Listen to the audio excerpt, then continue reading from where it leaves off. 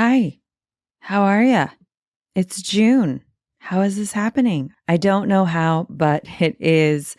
In Embodying Abundance, an interesting subthread has been coming out of our time together, and that's time scarcity. There's been a big wave in our course inside of Embodying Abundance around feeling like there's not enough time. I may or may not do an episode around this down the road, or maybe for our patrons, maybe I will, because it's come up so much. It's come up in my life, my friends' lives, clients' lives, listeners' lives. What I will say for now is this: we can't manage time. We can only manage ourselves in time.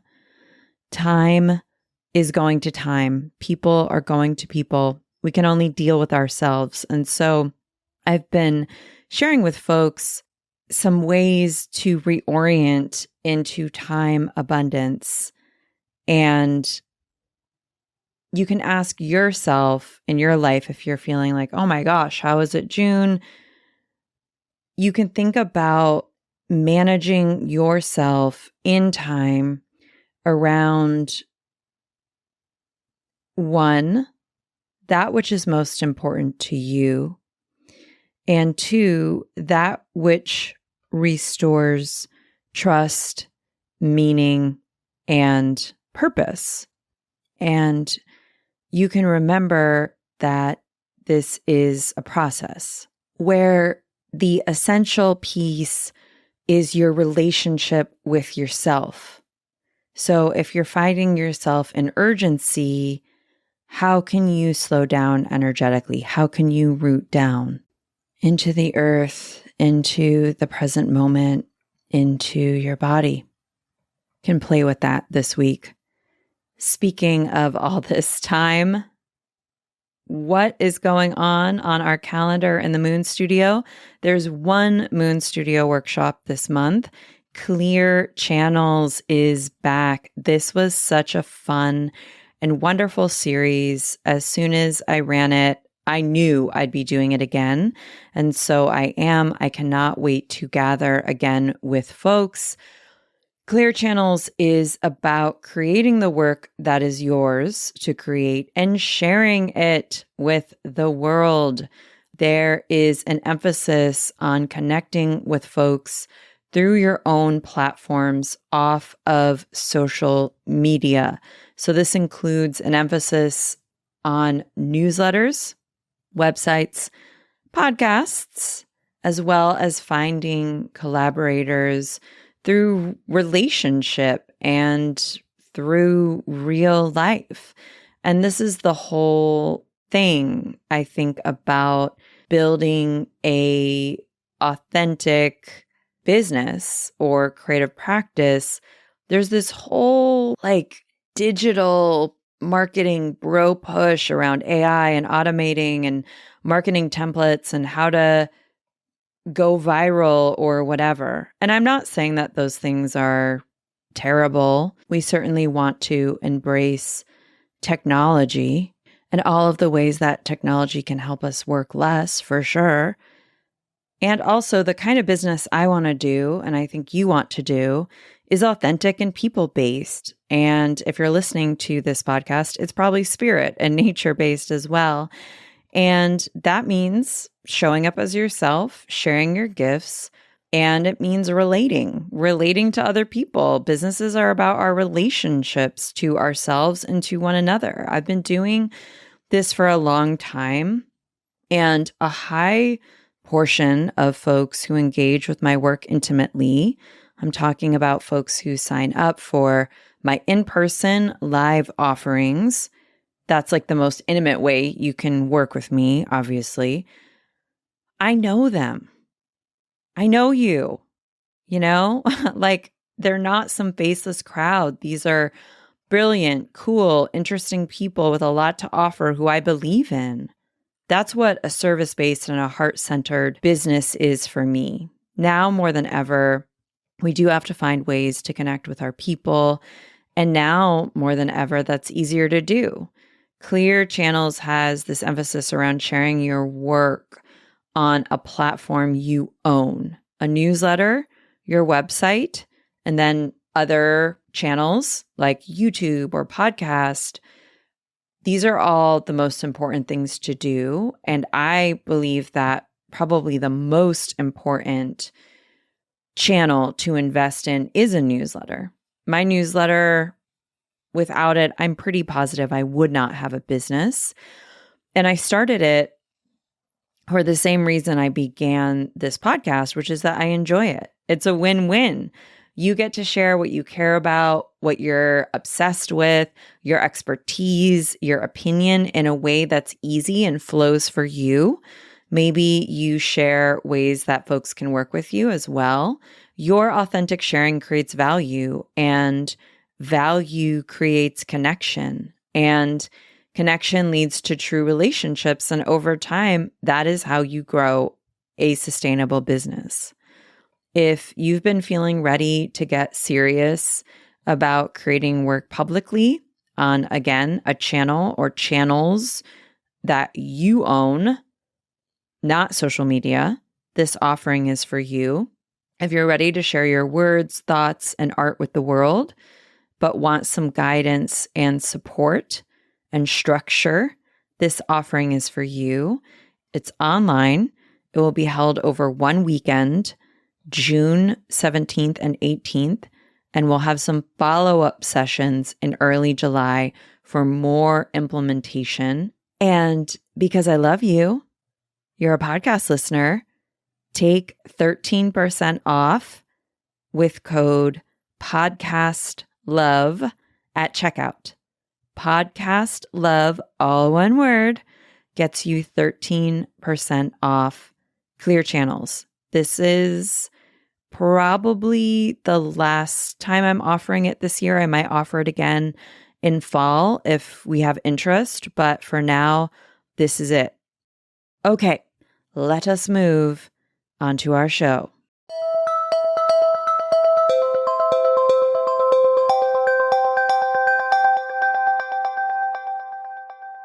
On today's show, we have a very special guest, the one and only Carmen Spagnola.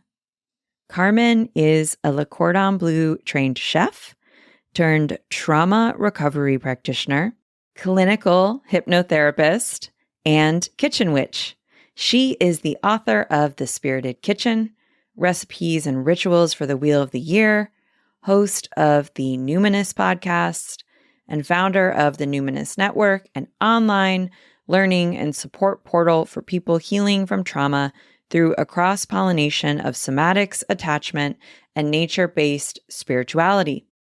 This was a great episode. It flows so nicely from the Tower episode we just did into more practice. We talk about larger societal collapse into a nervous system and somatic perspective. That was really important to get into, to think about how this might show up collectively and also in our own wise bodies, our wise animal bodies, who are both messengers and are also doing what they know best, which is to try to keep us safe. And we talk about shifting some of our responses, whether it be hyper or hypoarousal.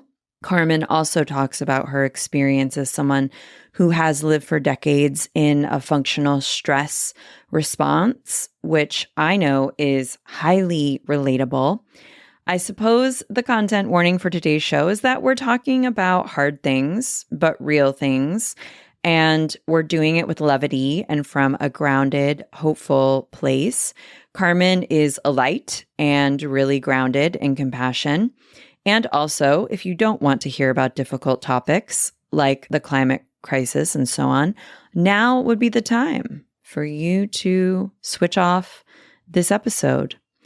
This is for you if you're someone who doesn't shy away from difficult topics, if you want to feel less alone in doing so, if you're interested in the intersections between societal collapse, nervous system responses. And also, if you want to hear thoughts and ideas from a brilliant, experienced person and practitioner around all of these concepts, which I think you do, here you go.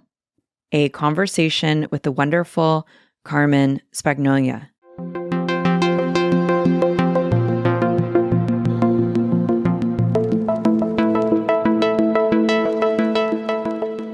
Hello, hello, hello. We have the most amazing guest. I have such anticipation because I already know that it's going to be a great conversation because the person I am here with today is a powerhouse, is a multi-hyphenate, has lived many, many lives, is a writer, a facilitator, a nervous system expert, I believe, hypnosis facilitator, a teacher, a parent, an artist, and a podcaster. And there's more that I could keep going and going, but I'm going to let this wonderful, wise person introduce themselves as they would like to introduce themselves to listeners of Moonbeaming. We have the wonderful Carmen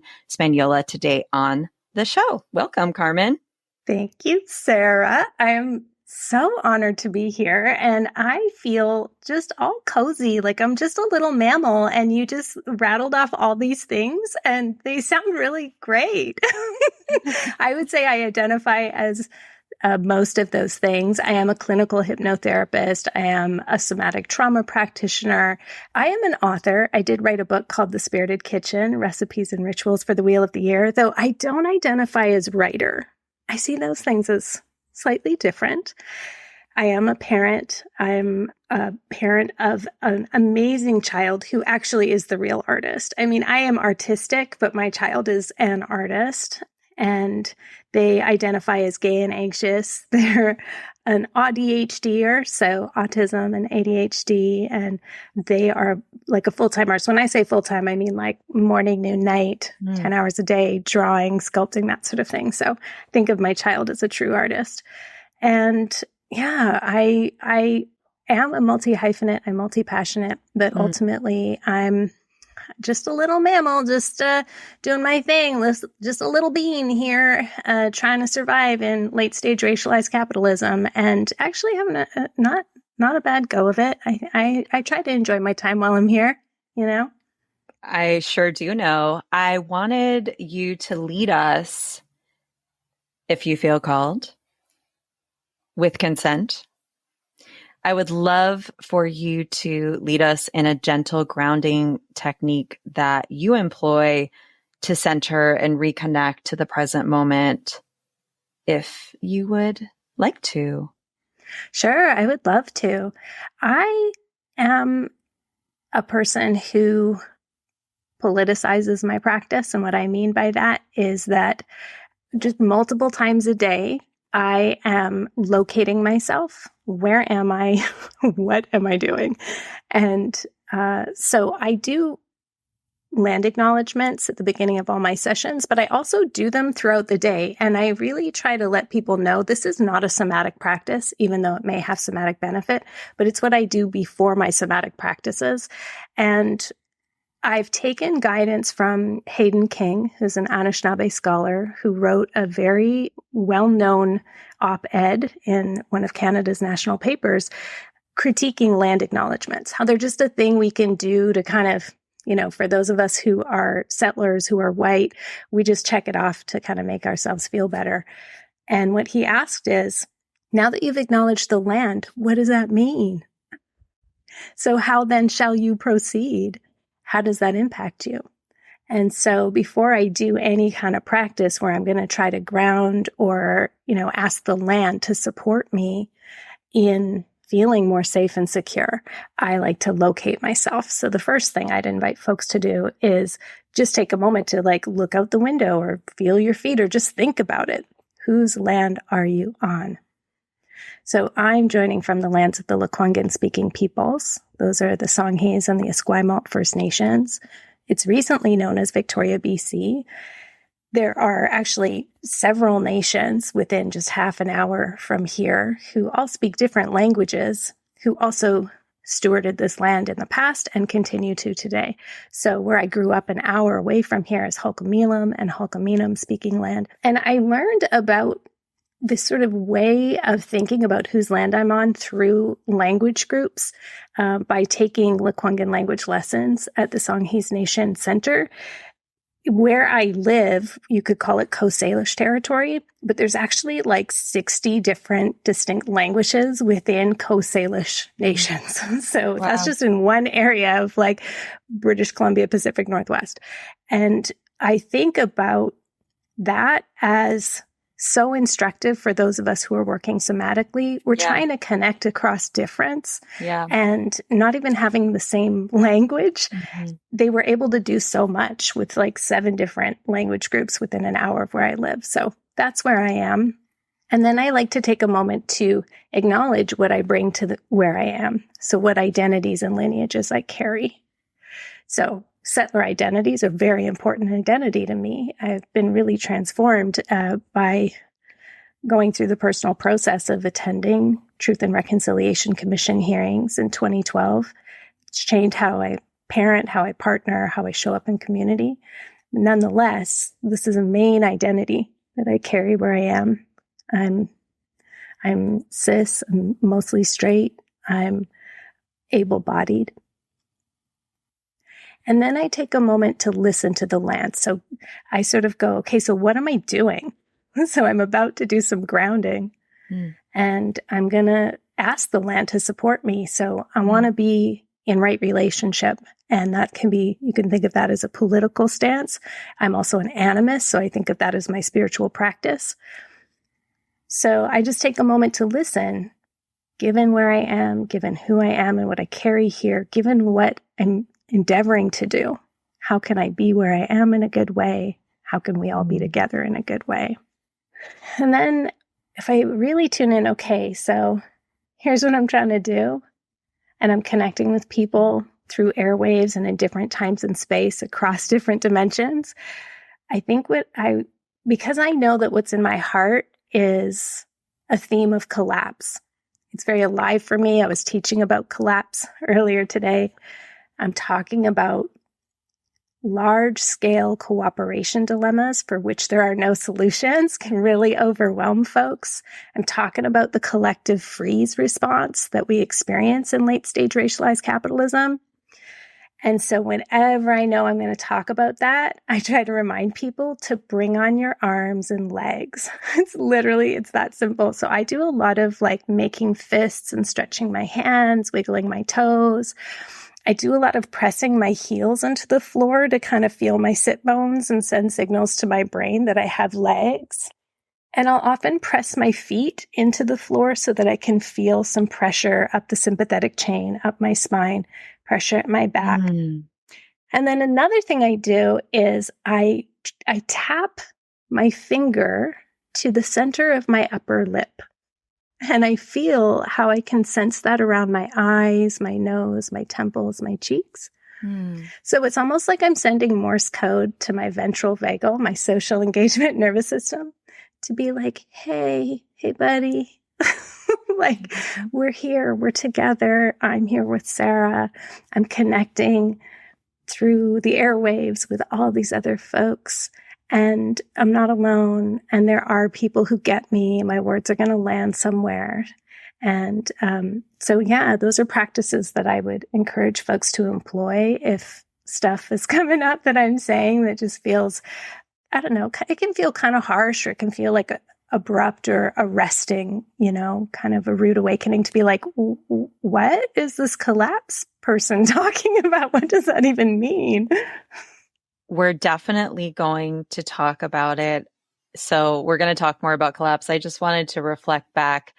One, and I've shared this before in other places, gentle listeners, but I'm going to share it again. For a lot of people, or some people, who are in a state of freeze / denial, slash, inability to be open to certain aspects of reality, the truth can feel very harsh. And the truth can feel like an attack, specifically if some people have been coddled, not necessarily by our parents or our caretakers, or even many of our relationships, but coddled by an overculture that promises us the dream, the happily ever after, the staying out of harm, well, you didn't do this or whatever. And I love this practice that you brought forth and these ideas, because it does require us to be in our window or be in some form of capacity. And that, as you know, this is what you do for a job. You know that it's going to look different. It's going to look different from you now, right now, as it might 4 days from now when you're trying to get your kid to bed or whatever. It's just, it's flux, and there's no bad or good, right? It's not like, oh, you're better than or whatever, mm-hmm. right? So let's just all sweep all these assumptions away for the time being. Mm-hmm. But I do think it's important. What I love just being in this space with you, I love how I can co-regulate with you as you sink into your presence and aliveness and the complexities of the experience that you're noticing and bringing forth. And that allows me to co-regulate more and tune in with myself, which then allows me to be open to you, which then creates, this ripple and all of it. And it's just very skillful, I think. I think that if we want to build skill in living in a present embodied way, we have to open up to like the complexity. And another theme I have been talking about quite a lot this year, because it's a chariot year and it brings up ideas of ambivalence. Mm. I can't white savior my way into being good or into completely fixing everything, but I can check in with my capacity and I can make a promise to show up in an aligned way to the best of where I'm at with what I have in order to be in a more aligned, ego-less space with my space. And it just looks so different in terms of where everyone's at. For people who can leave their house, it could be picking up garbage. It could be community gardens. I'm privileged enough to have a garden of my own. I definitely plant native and really think about working with the soil as land. And also for me, because it's part of my practice, I'll give money. Any time I'm doing something where I am partnering with the land. Anytime I hold space for people, which is anytime I hold space for people, a portion of those slots go to Indigenous-led land steward projects that are local. And there are so many, and listeners can look up their land tax. There's many in America. I don't know if there are in Canada, but there's land tax. And if you don't have one in your state, there could be one nearby. There is most certainly an Indigenous-led organization of some kind on any level, most likely in every state in the United States. Don't quote me, but find the one over from you, find the 1-3 over from you. And the other thing I'm just going to say, and then I'll get off my microphone and allow you, beautiful mammal, to have the microphone for a bit, is I always encourage other white people who have the capacity and who have the means and who have the motivation to do something just out of their comfort zone in regards to reciprocity, right? Oh, I don't have time to do the land cleanup. Could you go for 2.5 hours? Or whatever, right? Like just a little bit, because I know for me, I have to be mindful of where comfort meets expansion. And often if I can titrate and just go a little bit, little by little, oh, okay, we're not forcing, we're not pressuring, but yeah, that's all I have to say on that. It's so useful though. That place where like comfort meets complacency as well. Like there is in my work, we're talking a lot about dosing the field with safeness and attuning to our own preferences and not pushing through signs of distress, and how that is a practice of unhooking from capitalist, imperialist, white supremacist patriarchy, which has conditioned us to push through signs of distress in our nervous system. At the same time, there is a little place where we recognize, oh, I'm actually immobilized. I'm anesthetized right now. And just a tiny bit of mobilization can help. So just like eyes forward, facing forward. And, even it could be just something like Googling, like, yes, in Canada, we have reciprocitytrust.ca. If you want to look at land tax going to your local Indigenous nations. I donate to Raven, which is a British Columbia organization that puts funds towards the legal battles for sovereignty here. So those are the kinds of things that they're a little arm's length. They're one little thing you can do. When it comes to engaging with those more challenging things like collapse, which is a overwhelming global high activation topic because it's a global high activation phenomenon. What we want to do is we want to contain, and we want to have containers. And one thing I would say is, like, to the folks who feel like, oh my God, it's so overwhelming, I can't even get into this. I do want to say that we are in it. And the thing about collapse awareness is that it settles anxiety to a certain extent. We're always dancing between too much urgency and too much complacency. But for some folks, just hearing the truth spoken is very regulating. and then for the folks, totally, right? And then for the folks who are like, oh my gosh, this is like oxygen for me. Give me more, tell me more. I want to say that competence is very grounding and clarity is very settling. So having a sense of, we're not going to solve these problems. These are not problems to be solved. They're predicaments that we can only respond to. And although there's a strong cultural, let's call it a cultural meme about beans and bunkers and like protecting them, that's not what collapse is. Collapse is something we're in right now. And there's the things you do, but then there's the way you be. There's the manner of approach. And it's the manner of approach that includes self and co-regulation, includes also satisfiability and enoughness and the small and delicious life, all this stuff, right? It's so good. It's so rich. And I will also say, I'm just like so in it. I just finished recording about enoughness and the ability to be satiated and nourished. And so I'm just sorry to interrupt. Keep going. And you will say. Absolutely.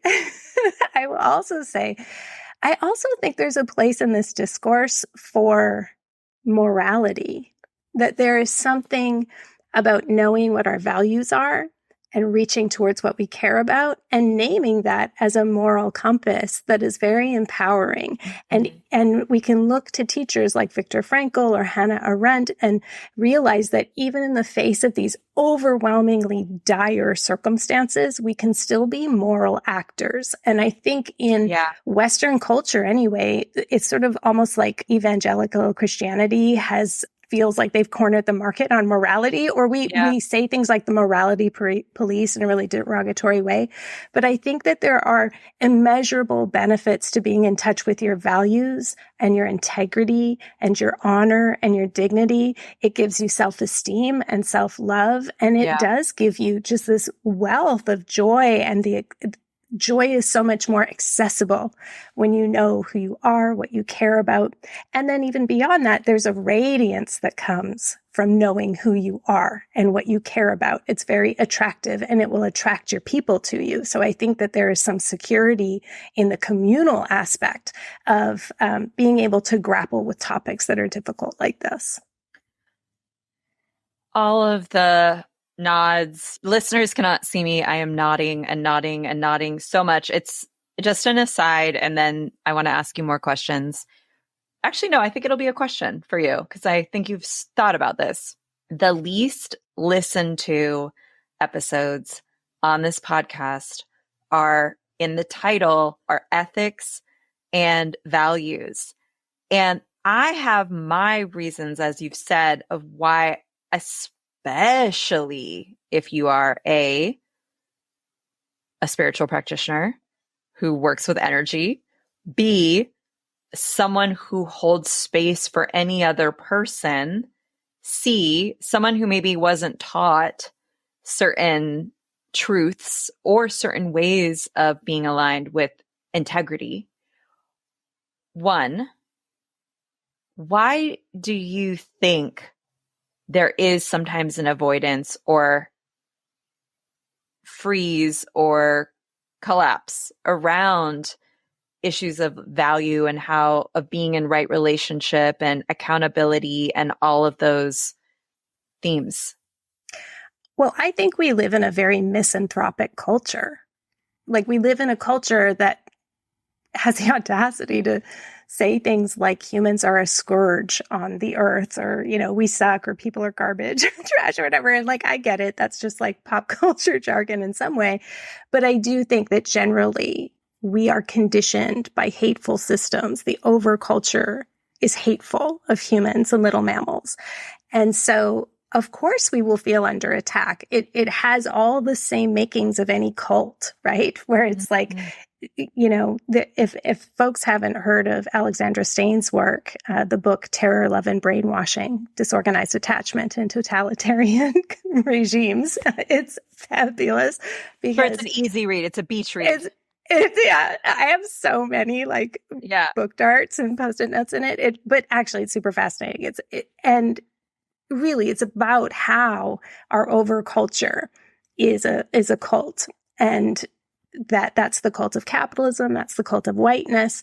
And so, in the same way that a cult or a high demand community appeals to our higher values as a human, in the very next breath, there is shaming, there is blaming, there is that, again, it's like misanthropic, like you are failing or you are shit or whatever. And so I think it's pretty fair to be afraid to face these things. I also think that in the last decade, so I'm Gen X.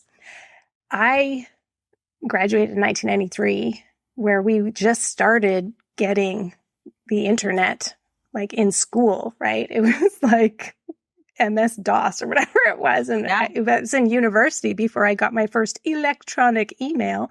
So I'm not like a millennial who has grown up being perceived online. But I think if you grow up being perceived online, you have witnessed people being dragged.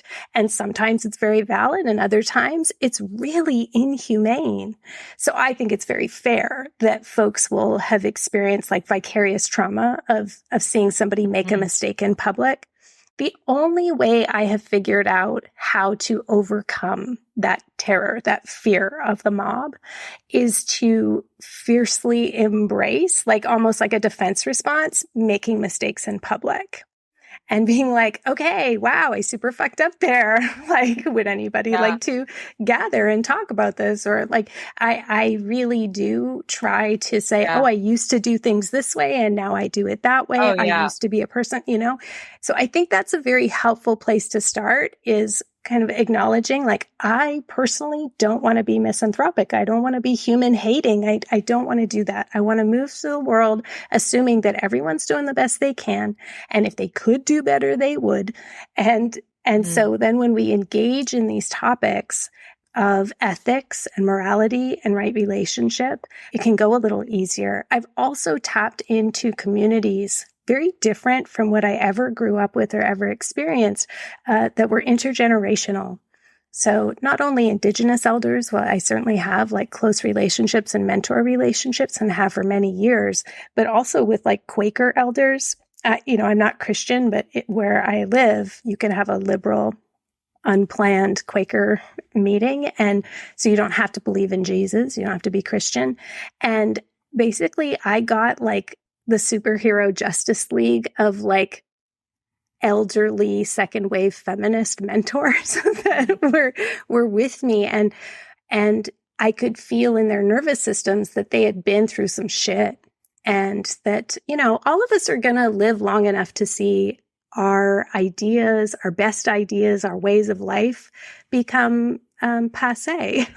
And so I think that helps me resource that. It's like, I'm just learning. And I do think having a sense of my moral compass is really important. And some of the things I used to believe, I don't believe anymore, but I still believe in the pursuit of being a moral actor. And I still believe that there is a biological rightness to being in a right relationship and mutuality and reciprocity with other beings, including the other than human beings. And so I think morals and ethics are a great place to lean on.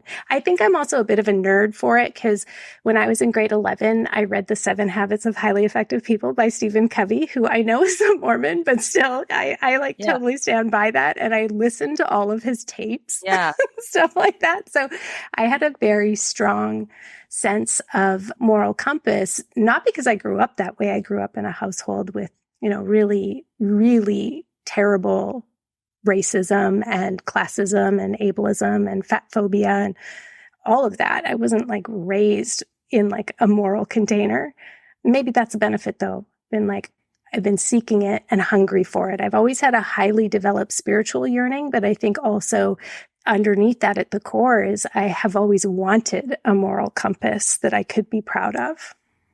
That's so beautiful. I'm thinking about so many things you said. There's this great Brian Masumi quote that says something to the effect of, ethics are what we create so that we can be together in the unknown. And I love that idea, which is one of generosity, which is one of co-creation. There are things I've said probably 1 year ago that I don't agree with, right? And I'm always learning and I'm always growing.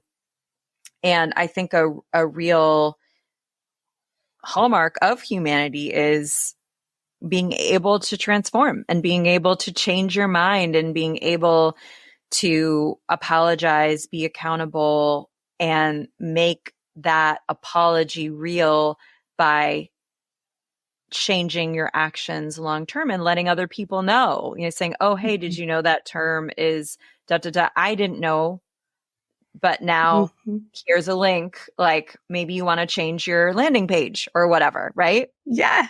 There's always little things you can do. And for me, like a spiritual practice is really the practice of not taking things personally, because people don't always react. What I have found is that there are 3 responses, and that is where I want to talk to you about collapse. There are 3 responses. There are, oh, thank you, or like, right? Like, thanks a lot. There are pure vitriol and anger, like, how dare you? And then there's just total like ignoring. And then there's like a spectrum of ignoring, which includes like blocking you. Like, like it's like, okay, instant. All right, not open. And so I have been a little bit more, I still email people and things like that. I try to be as loving and human as possible. I never was not, but I can understand. Someone said to me that like people tend to read messages in their own voice, and a lot of people's own voices are very critical and very judgmental. So to be almost extra heart emoji when you're, talking to someone. But that is great advice. I want to talk about collapse because you want to talk about collapse. Carmen, what is collapse? In a nutshell? Where you are today, how you are today, how you're being with yourself today, how you're being with collapse. Let us know. Collapse in a nutshell is looking at the converging emergencies of large-scale cooperation dilemmas and the impacts of living with problems that don't have solutions. So when I say a cooperation dilemma, the pandemic response is a perfect example. We've all just lived through it. What an interesting insight now into how we are going to handle cooperation dilemmas. Public health is a classic cooperation dilemma. But we can keep going up the scales. When we're talking about large-scale cooperation dilemmas, we can look at, how are we going to live in society? Are we going to continue on with white supremacy? Are we going to continue on with human supremacy is where I'd like to be at, but we're not there yet. We can look at climate change and however many decades the COP meetings have been going on. So these are large-scale cooperation dilemmas. And at a certain point in every civilization's history, they will meet a point of diminishing returns on complexity.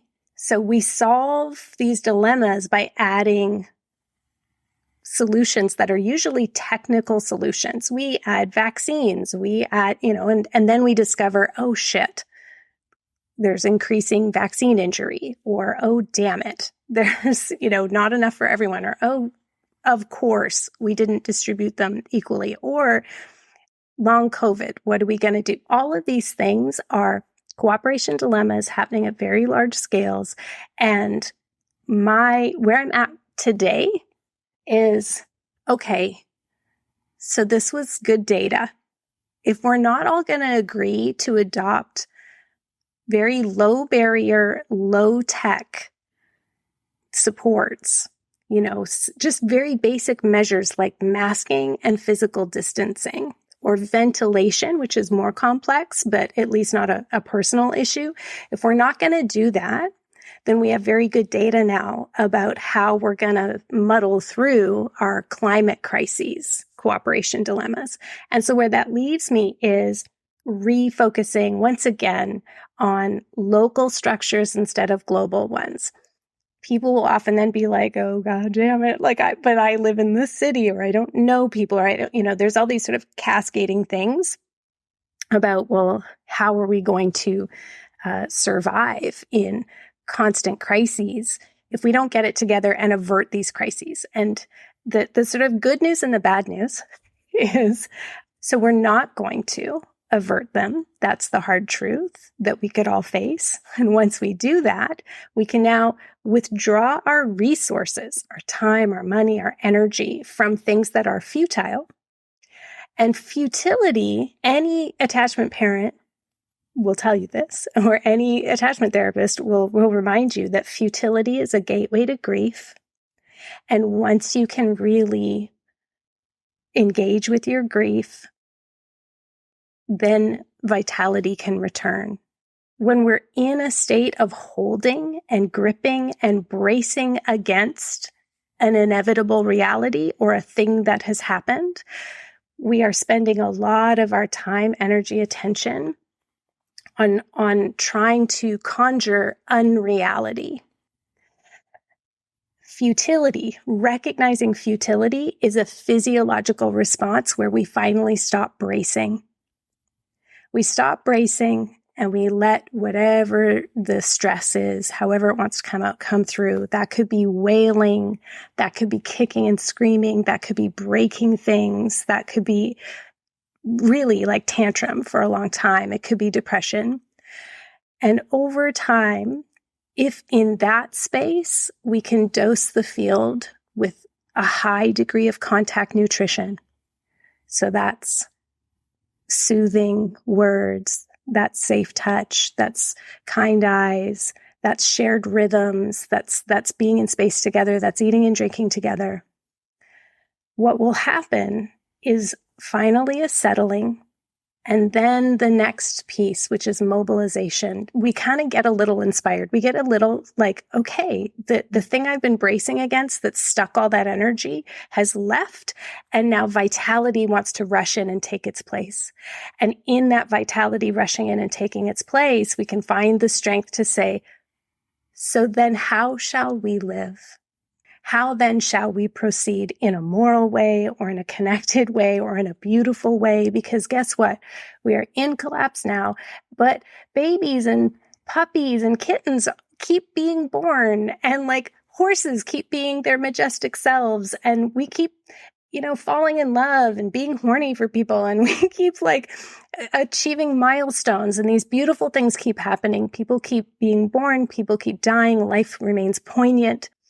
And in that space, we can then refocus then on those local structures of community, of land tending, of living simply, living frugally, cultivating enoughness and satisfiability, ritualizing where we are, conserving culture and craft, and cultivating earth-honoring spirituality, moving into right relationship with those larger benefic forces that still exist and I think are championing our cause. Yeah, I heard somewhere, I was listening to a podcast between Bjork and the author who wrote Braiding Sweetgrass. Robin Wall Kimmerer. Thank you. I always confuse her name with Robin Rose Bennett just because my brain doesn't work well that way. Thank you for correcting. And she was saying that they did a study that bird song enhanced and increased people's joy and happiness. And so I took a moment to tune into all the birds outside of your window as you're talking about this complexity. And I wanted to ask you, as someone who is very skillful and practiced at upregulating, maybe downregulating, I know that this is going to resonate. I know that the correlations between aspects of reality and the body, and the collapse in the body and the collapse in the world is going to resonate with so many. And everyone is different where they are. I'm resonating with it. I was like, oh yes, of course. This is why I've been so in hypo and freeze, where normally I'm a fighter and a flighter. Like my whole life, I've been a fighter and a flighter. And then the last couple of years, I'm like, what is this? Like, oh, it's freeze response. What could practices, because this is the other issue, right? Because these are questions I get all the time. I'm really overwhelmed. What's one little thing I can do? I'm super flooded. I know you do this in part for a living, or you've done this for a living. I know you have your own classes and courses around this.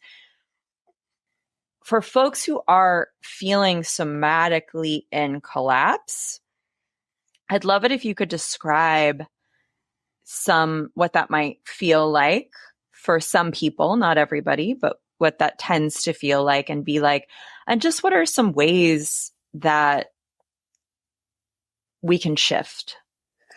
I would love to, Sarah, because as a person who lived in functional freeze for like 35 years, it really is stunning. Then afterwards, when you have much more access to sensing body and stress levels and things like that, it's like, oh, right. Okay. So there's many different kinds of freeze. Some people are in more of like an alert, attentive kind of freeze, deer in headlights. You are tracking threat. You're being very still, but you are tracking and you are like, boom, very clear. Some people are in that, like you described, kind of a more hypo-aroused type of freeze where it's very foggy. It's like they're in the fog and they can't quite access themselves or others. Maybe they'll hear us outside the fog being like, I see you, I'm here, do you need tea? But like, it's hard to reach. And then there are those of us who have lived in functional freeze.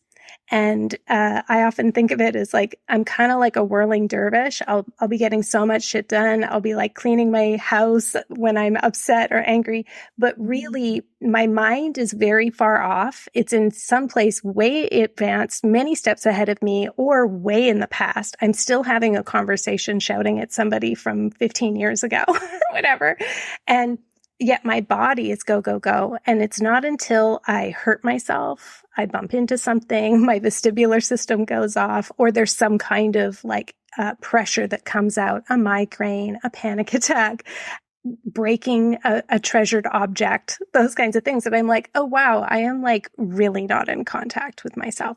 It's been a long time since I experienced that, but I share that so that folks have a sense that there's a huge spectrum within freeze.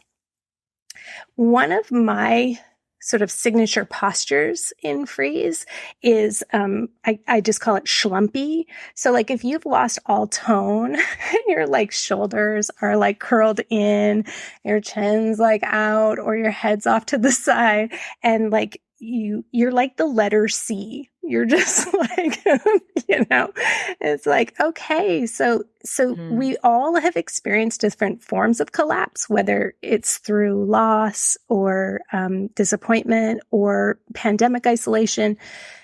That schlumpiness and losing tone in our core is kind of a telltale sign of like, oh, we're kind of losing it here. And so I will often just go into that collapse shape and just go, okay, I'm going to consciously collapse for a second here. So sitting in a chair, I just let myself get all schlumpy, slumping over, and I go until I sense, oh, this isn't good.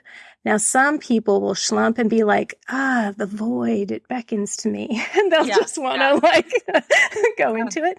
In which case it's like, okay, but the exercise is, can I resist the void? Some people might get panicked and be like, oh, no, I don't like this feeling. I don't like it at all. And so what we do is we press through the heels, and you press through the heels. You activate the psoas, the muscle group at the low back. You put some pressure on the mid back and the upper back, and you actually look up and you scan for safeness. So you are just looking for something that makes you feel good.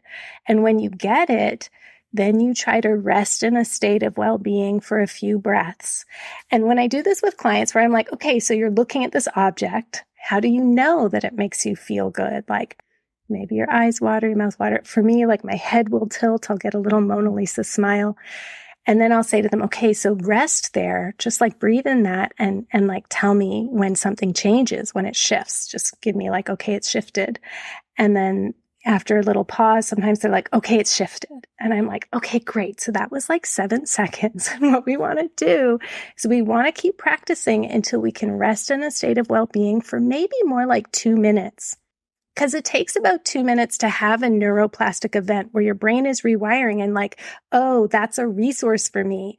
I could recruit that in the future. If I just know where this neural pathway is, I could like get myself to look and like throw to a ballast to help stabilize myself right now. So that's something that I would do. And I would say that the more you can practice noticing little tiny, just the shape of collapse, and doing that practice when you're not totally in it, that will be helpful for you because of that neural pathway. Before I had all these practices, I would talk about going into the concrete box, which was like I'd be in conflict with my partner. He's more anxious. I'm more avoidant. We both earned secure attachment, but let's just say that's how it was. And he'd be talking, pursuing, signal cry, trying to like get my attention. And I would literally be falling asleep because I felt like I was in a concrete box with no doors and windows and no oxygen. I wasn't thinking anything. He'd be like, why aren't you saying anything? What are you thinking? And literally it was like it was like a flat line inside. I have no energy. thoughts. Yeah. You just feel like I need to conserve all my energy. Yeah. Exactly. Long term. And so it's not when you're in that you're going to be able to get yourself out. If you're already in the concrete box, you're going to have to just wait it out pretty much. You're going to have to like wait for time or circumstance to change so that the oxygen comes back, you can bring yourself back. That's just biology. There's no moral failure in not being able to pull yourself out of a concrete box. But if you can do that thing where you change your shape, you intentionally scan for safeness, and you try to take in like a teaspoon more, and that becomes your practice, you will get better and better at being able to mobilize out of your freeze. The thing is, though, I want to say, like, no harm, no foul to all of us for being in collective freeze, because it's almost a cliche. Whatever put you into freeze, you're going to have to experience when you come out of freeze. So the question really is, what are you coming out of freeze into? What are you coming out of freeze into? So if there's no good thing to land in, like people who are like, yeah, collapse, dude, hearing you, it's a real thing. Yeah. If you don't have anything to come out into, then like you can't blame people for staying frozen. There's no good alternative. And so, is it complacency or is it just a massive collective trauma response and like genuine powerlessness? If you are like, trying to vote a certain way and protest a certain way and raise awareness a certain way, and like it still isn't working because you live in a sham of a democracy, then that's not complacency. That's just genuine powerlessness, and you can't blame people for getting overwhelmed by that. So it requires different tactics, but that's something I would say for everybody. It's like you come out of your collapse shape, but what are you coming out into? So that's why you got to dose the field with safeness, objects, beings other than human, kin that get you, people that get you, that kind of thing. When I teach protection magic, and I know you're a practitioner of, ritual and craft, I often say you can try to co-regulate with nature. Find a spot in your home, maybe it's your bed if you live alone, that you can make your haven and that you can make your safe space. And you might want to bring in textures and colors. And if you are a practitioner of witchcraft or any other kind, and this appeals to you, you can bring in smell. We know that smell really helps us recalibrate. It connects to one of the oldest parts of our brain. So I'll often, like when I teach classes, I don't get nervous, but like I don't get ungrounded in classes, but sometimes I'll just smell my little essential oil like a forking freak and I suggest people, if they're tapping, whether they're getting out of a state or they're down regulating or just tapping to do their affirmations, to use some kind of scent they really enjoy, to bring in correspondences like, stones can work, or certain plants from their yard or something like that, that they can be in some kind of connection with that feels believable. Because I love, love, love what you brought up. If you're in a household of stress or you step outside your door and it's very conflict ridden, it's going to be harder, not impossible, but it'll be certainly more challenging paired with this awesome coping mechanism that your body created for you to deal that you're used to. So I love that you said that. And I'm wondering if you wanted to share some of your craft practices that intersect with these more somatic practices that might have helped you or that you recommend, or that bring you kind of back to that ventral vagus that we all have come to know and love. Totally.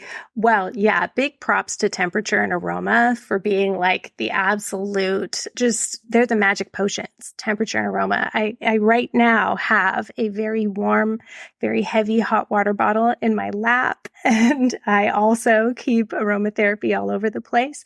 And I use that quite a bit in my craft. So I have a daily practice of planetary propitiations, which I've had for a long time, but wasn't very consistent in. And I take this from Erin Fairchild from Journal as Altar, where she says, I have a daily journaling practice that I don't do every day. Yeah. And I just love the permission of that. However, since about September, maybe late August 2022, I've been pretty like every day on my planetary magic. And one of the things I do like to do, tying into aroma, is build up fragrance with a drop of a different essential oil every day of the week. And by the end of the week, when I get to Sunday or Saturday, sometimes I kind of think of Saturn as anchoring my week. It's so rich. It's so full. And I just feel like my crew is around me and it feels like the air is alive with all of the planets that I've been working with and the deities associated with them. I think my ancestral veneration practice has been probably the anchor or like the centerpiece of my co-regulation with spirit.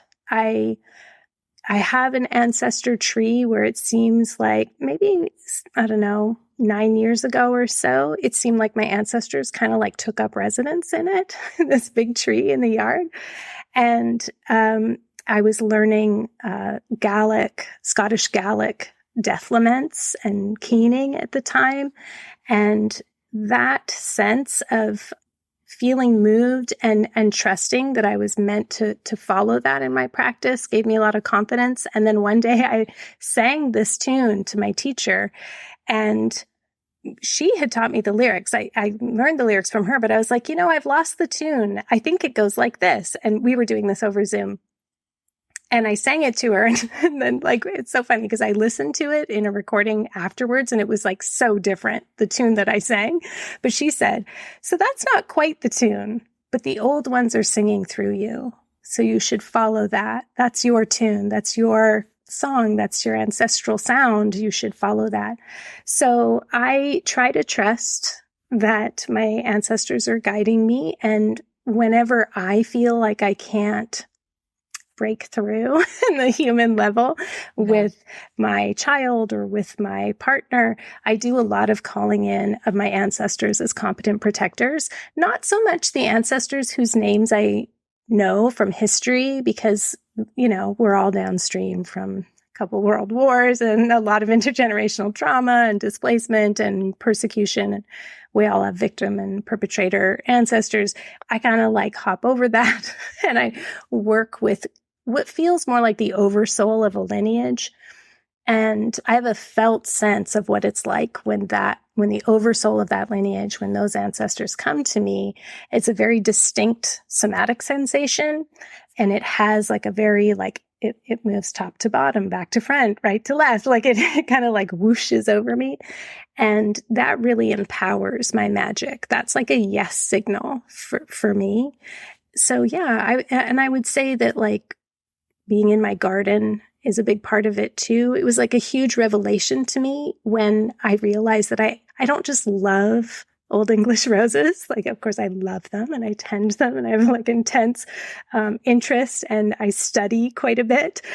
But once I realized, oh, wait, it's their medicine. Like, I love them and I think they love me.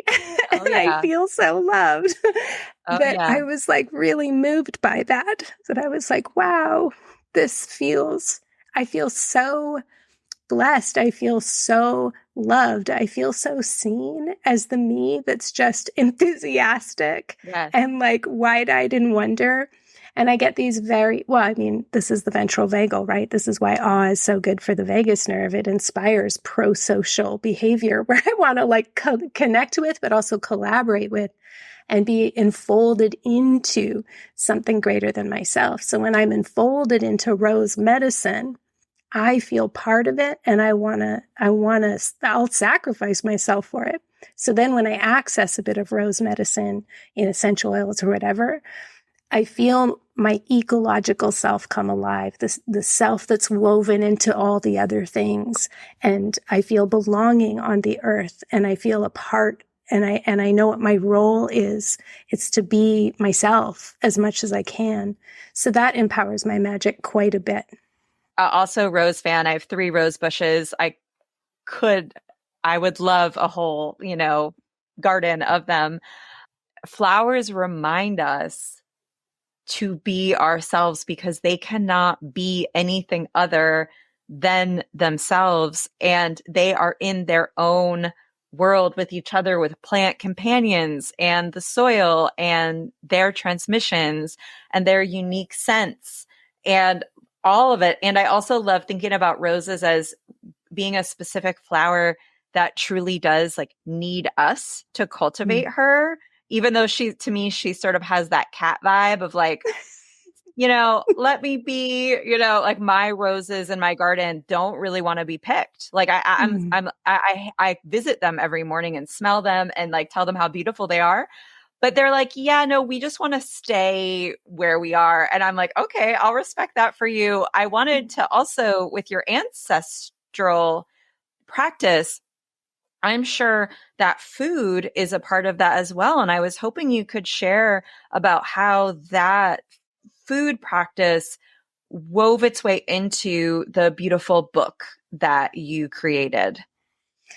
Well, food affirms life. That is sort of my guiding principle. Food affirms life. Anytime I do magic, that seems like the very next natural thing to do is I want to eat something and ingest and let that magical thing that just happened become my blood, my skin, my fat cells, my eyelashes, my hair, my nails. I love that experience of absorbing magic through food. So that connection between a desire to honor the earth. I grew up, a 90s teen who was growing up with like the ozone layer depleting and that sort of thing. So like that was a big deal for me. Earth Day as a young person felt like a real cause. And that desire to be in right relationship with the land, I think, is a natural starting place for our animism. But we come up against another cooperation dilemma if we eat food as an animist. Whether you're eating meat or plants, it's not a vegan or not question. If you're an animist, you don't believe in a hierarchy of consciousness. So you don't really think about that eating beef or eating a cow is actually any worse really than eating the rose that you've just been pledging love to and, loves you. And so this is where we can practice our intersectionality. This is where we can bring that discernment and right relationship into our craft. And I think food is one of the ways we can affirm our lives, affirm our values, connect with those larger benefic energy flows and energies of the cosmos, and also prepare ourselves. I think of eating and cooking not only as, it's almost a cliche to be like, food is love, it's like water for chocolate, right? Like emotion gets conveyed through its story, tradition, but also food is death practice. It is a practice for grief literacy and death literacy and an acknowledgement that one day I will be food. I will be food, and I want to be good food. I want the earth to feel like, here comes our daughter returning and she's going to bring with her good nutrients, I want my presence to be that as well. And particularly what I know as a somatic trauma practitioner, as someone who is intensely interested in the vagus nerve, if we know that ingestion behaviors like eating and drinking are one of the ways that we co-regulate, think about how hard it is to digest if you arrive at the table and it's stressful. I grew up hating the dinner table. I hated the dinner table. I grew up with a stepdad who hated me. It was like very clear from the time I was 5 years old. No wonder I was constipated until I was like 35 or whatever. No wonder I don't get hunger signals. No wonder I can go until 4 p.m. without eating. So it has taken a long time for me to recognize that, like, essentially my diaphragm had like pinched off and like the vagus, my gut brain could not communicate to my cranial brain. That freeze was like on all the time. So, my parasympathetic nervous system didn't rest and digest for a long time. So it felt really important for me, having recognized this and realizing that I wanted to come to the table and have that place where people had good food, not just in the eating of it, in honoring my ancestors with the foods that they lived on and eating in my bioregion, but I also wanted their nervous systems to be able to feel calm and settled. I wanted everyone to feel seen. It was difficult because my teenager has exactly what I had as a teen, misophonia. So like extreme rage triggered by sound, and mine is specifically around like eating and stuff. And so is my child. Chewing. Totally. So I had this like whole dream as a parent who was like practicing attachment and trauma recovery, that we would have like beautiful meals and like conversation. It turned out what we learned is like, nope, that's our silent time. Earplugs in for my kiddo. So we do our socializing before very often. and we'll socialize maybe with like a drink or something like that. But like it's in a totally different kind of way. There's a lot more space. We're not so close. We do our talking and socializing and conviviality, almost like happy hour. And then like there's a little break. And then we like eat quietly and calmly. And then afterwards, everybody like rests and digests. And I feel like there's so many linkages between healing my ancestral wounds of trauma and being able to come to the table, not just eating the food, but doing it in a good way, doing it in a calm way, doing it in a way that we can actually integrate the blessings of the lineage. That's just so different from how I ever grew up. And I think that that's something that I hope to keep expanding on in my work as I keep teaching folks about contact nutrition and how important ingestion behaviors are in terms of connecting with each other and feeling like we're getting well fed. Not only am I feeling fullness signals in my belly, but like my mind feels like full in a good way and my heart feels full in a good way. That's what I want for folks. And that all came through in your gorgeous book that people can get just about anywhere. Carmen, I could talk to you forever. I feel like we just got started. I know you have your own podcast. We'll put all of these links in the show notes. I'd love it if you could just share for folks who would love to work with you, how they can work with you, where they can find you. I know there are going to be hundreds of people who are just like, yes, I need more. I mean, I can't get enough. I'm like, how can I work with you? Let us all know. I have actually made it so simple because I have so many courses. I've been teaching courses for a long time. I've been teaching like since Zoom was like a pretty new thing. So I have to say the pandemic did me a huge favor because I've been teaching, several classes a month through Zoom since 2014. That's also the time that my podcast started, the Numinous Podcast. So the way to work with me is to join the Numinous Network, and then you get all the stuff. So all of my on-demand courses, I have several attachment courses.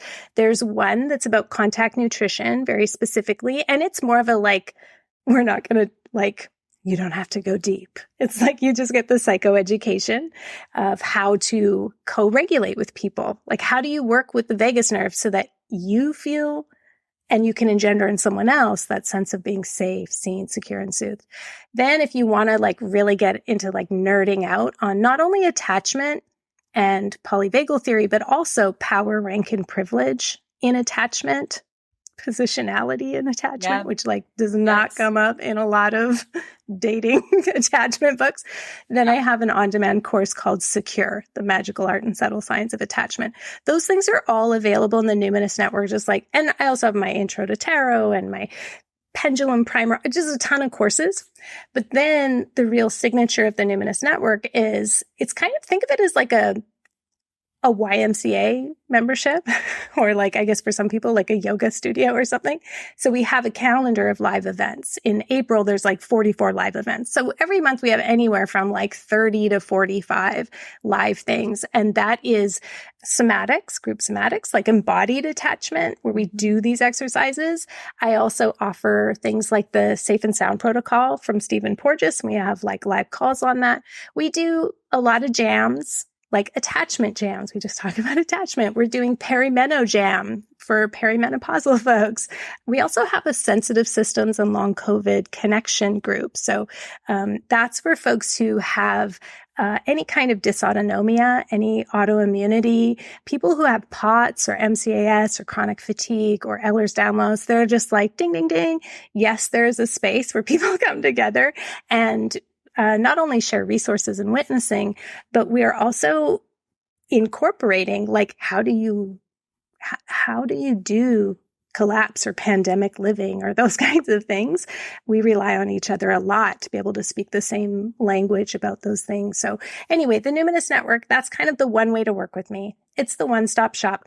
And it's a very, there's no high pressure thing. So we have a lot of people who join for a month in the summer or 2 months in the summer because they have a bit more time, and then they quit, and then they come back in December because we do the Spirit of Yuletide, and that's a big deal there.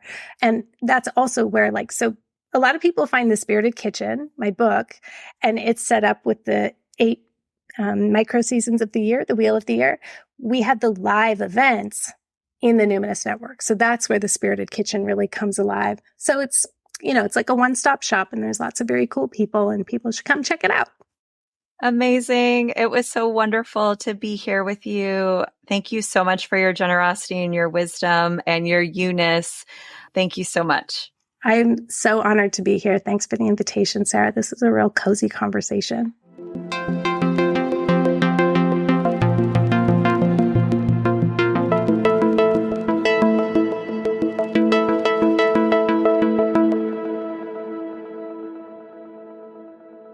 Okay, my dears, that was our episode. I hope there was some practices that were helpful to you. I hope it was affirmative for you. If you want to be a dear heart, go give Carmen a message and thank her for sharing her generosity. Pick up her book, take her classes, support her in all of the things. And I will be here with you next week.